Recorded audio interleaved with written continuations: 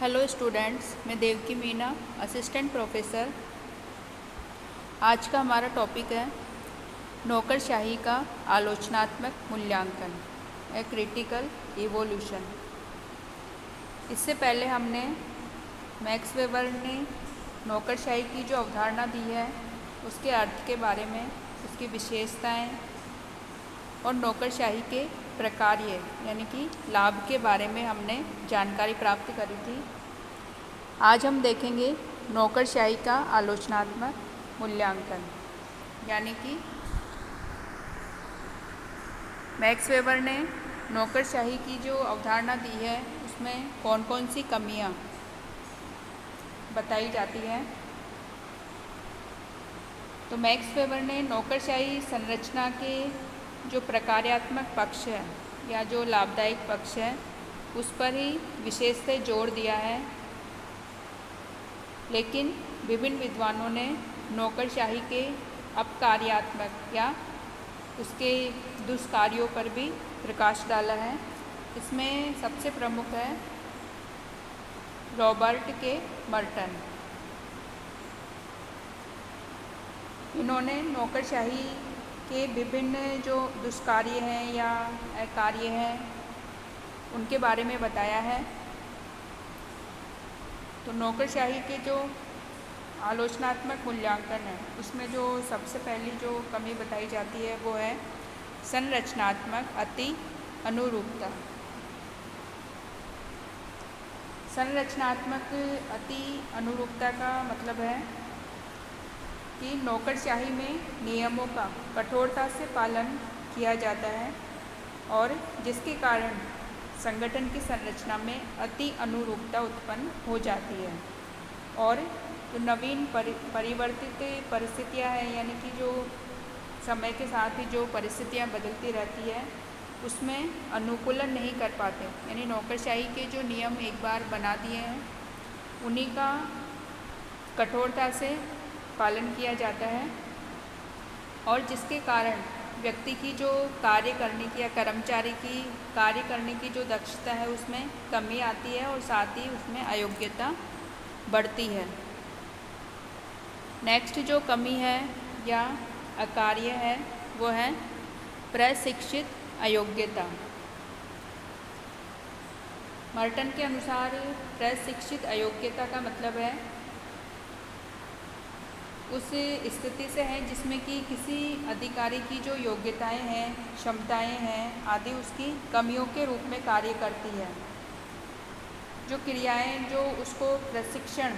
और निपुणता पर जो आधारित होती है उसको ट्रेनिंग के दौरान जो दी जाती है, ट्रेनिंग के दौरान जो सिखाया जाता है और जिन्हें भूतकालीन यानी कि पहले की परिस्थितियों में सफलतापूर्वक उनको संपन्न किया जा सकता है, लेकिन बाद में वो या वर्तमान में बदलती हुई परिस्थितियों में वे सही रूप से कार्य नहीं कर पाते। जो ट्रेनिंग दी जाती है वो वर्तमान परिस्थितियों के बदलने के फलस्वरूप व्यक्ति या जो कर्मचारी है सही रूप से कार्य नहीं कर पाता और वो अनुपयुक्त अनुक्रिया के रूप में प्रकट हो जाती है। उसकी ट्रेनिंग, कर्मचारी की जो ट्रेनिंग है वो उसकी जो कार्य करने की शैली है उस पर विपरीत प्रभाव डालती है परिवर्तित परिस्थितियों में। नेक्स्ट जो कमी है वो है लचीलेपन का अभाव।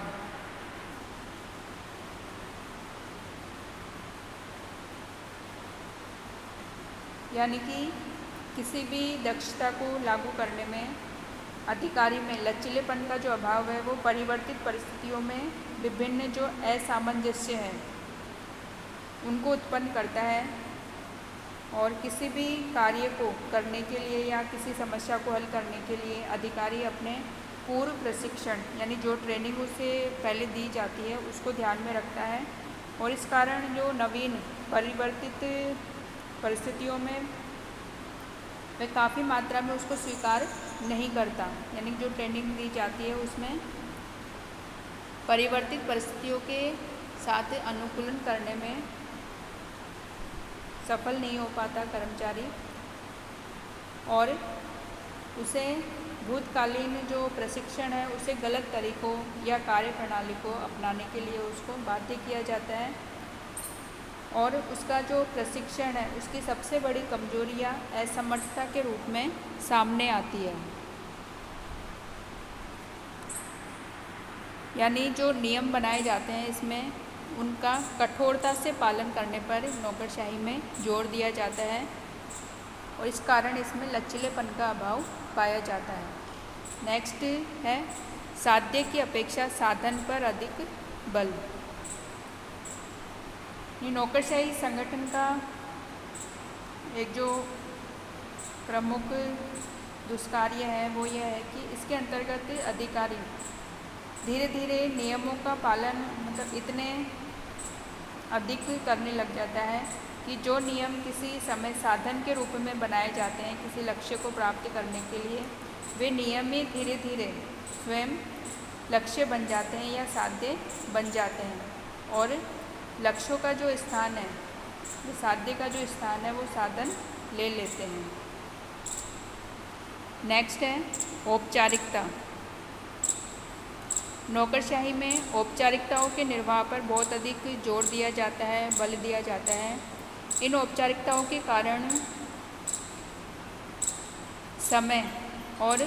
धन की अतिरिक्त बर्बादी होती है और जिसका प्रभाव कार्य के ऊपर पड़ता है। कार्य की गति धीमी होती है क्योंकि एक प्रभावशाली कर्मचारी तंत्र के अंतर्गत नियमों के प्रति पूर्ण समर्पण की मांग की जाती है। यानी कि जो नियम बनाए जाते हैं नौकरशाही के अंतर्गत उनका कठोरता से पालन करने पर इसमें जोर दिया जाता है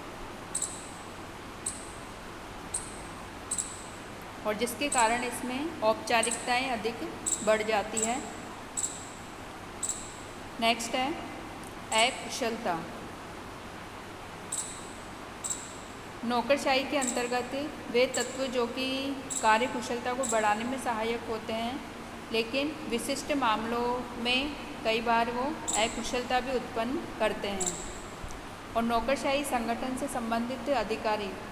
इस कमी को या इस अपर्याप्तता को अनेक बार समझ नहीं पाते और नियमों का जो अर्थ वे स्वयं लगाते हैं और उससे वे सदैव चिपके रहते हैं, उन नियमों से चिपके रहते हैं और जिससे कि धीरे धीरे ये जो नियम हैं धीरे धीरे उपयोगी सिद्ध होने के बजाय लक्ष्यों की जो प्रशासन के जो लक्ष्य होते हैं, किसी भी कार्य के जो लक्ष्य होते हैं उनकी प्राप्ति में ये धीरे धीरे बाधक बनने लगते हैं। नेक्स्ट जो कमी बताई जाती है वो है नीरसता। नौकरशाही तंत्र में या कर्मचारी तंत्र में औपचारिकताएं और नियमबद्धता इतनी अधिक बढ़ जाती है कि कर्मचारी को ये सब नीरस लगने लगते हैं क्योंकि जो कर्मचारी होते हैं नौकरशाही के अंतर्गत वे यंत्रवत यानी मशीन की तरह कार्य करते हैं और इसमें कार्य के नियमानुसार होने से कार्य की गति भी धीमी हो जाती है और जिससे कर्मचारियों में जो उत्साह है और आगे बढ़कर कार्य करने की जो भावना है वो धीरे धीरे दबने लगती है और पहल करने की शक्ति, प्रयोग और नवीनता का इसमें प्राय अभाव पाया जाता है।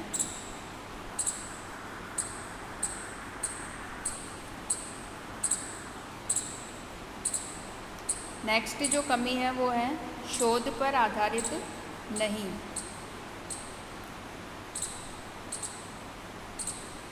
मैक्स वेबर ने नौकरशाही की जो अवधारणा दी है वो जो उनके विचार है वो केवल उपकल्पना के रूप में हैं और नौकरशाही से संबंधित जो विचार है वो केवल उपकल्पना के रूप में है और किसी भी प्रकार के अनुसंधान पर या शोध कार्य पर ये आधारित नहीं है।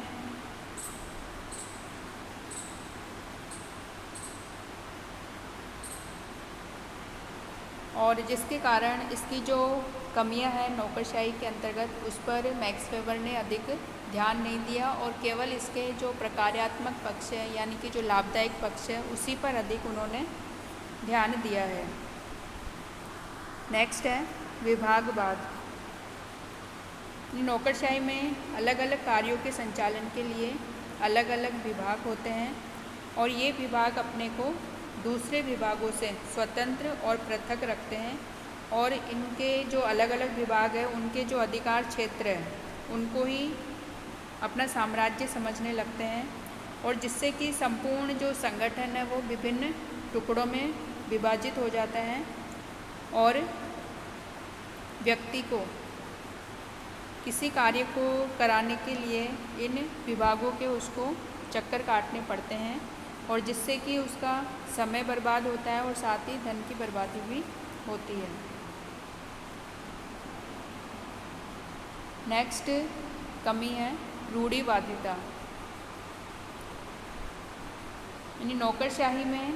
या कर्मचारी तंत्र में परंपरात्मक ढंग से कार्य को संपन्न किया जाता है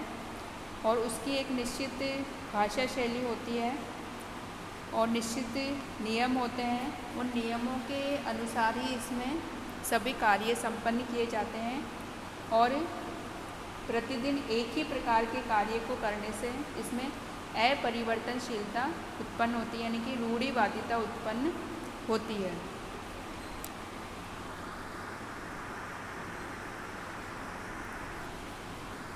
तो इस प्रकार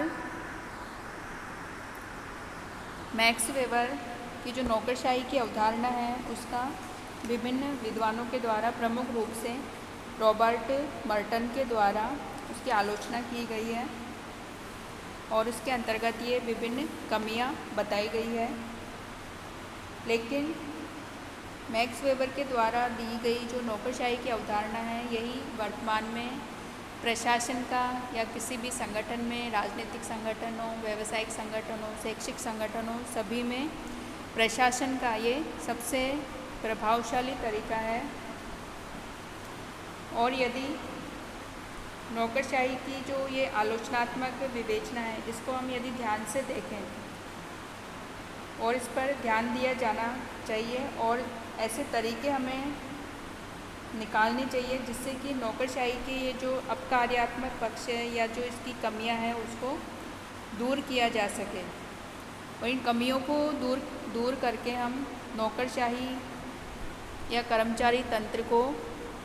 प्रशासन के सबसे प्रभावशाली तरीके के रूप में इसको अपनाया जा सकता है